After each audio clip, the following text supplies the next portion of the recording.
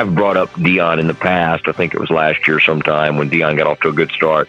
And Jerry just like almost got emotional. All right, the Pete Sousa Show, powered by Slovacics, is back, and we're back with King McClure. King is out at a restaurant in the and I'm guessing somewhere in North Texas. Where are you eating right now? You know, part of the thing was, you know, you would drive, right? And for anybody out there, Petey's not the best driver, okay? Scott, I got that Instagram photo. Can you put it up? Wow. Someone needed to address the situation. Yeah. The quarterback play was not what they wanted. I agree with you. You know, people can say whatever they want about Jerry, but money finds him. They are great at business. Your number one issue with him? My number one issue is that he hates the Yankees. Oh, that's not true. That is not true. And you're smarter than that.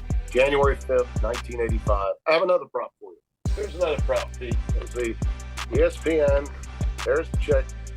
Copy of it. For Duke and Virginia for a whopping $300.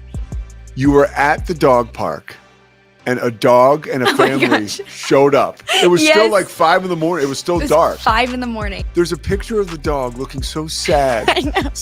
But doing it with the young guys and establishing that relationship with them, but the next day in practice going, okay, hey, listen, we went out. We had us a time in Atlanta. But now we're going to Philadelphia, and we got practice when we land. Everybody lace them up tight because we're going to get after it because we got to get this game against the Sixers, right? I'm going to date myself using this reference, Pete. I know you know it, but the old movie The Breakfast Club.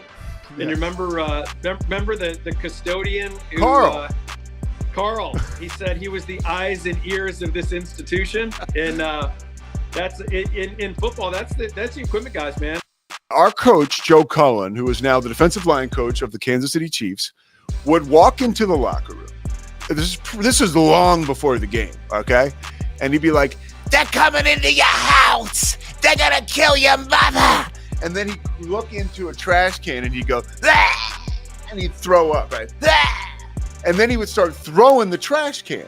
This which he just threw up in, all around the locker room. Okay, as we see the Daniel Stark injury lawyer's mug, don't forget, you're your best personal injury lawyer. I mean, I'm Michael Myers. I'm out there everywhere. You know how many cars I've been hit by? What would you think of Michael if he was the head coach of the Eagles and then after the game, fans that had been talking to him negatively, he wandered over there and started to yell at him? You would tell him he was acting like an ass. He was. Thank you.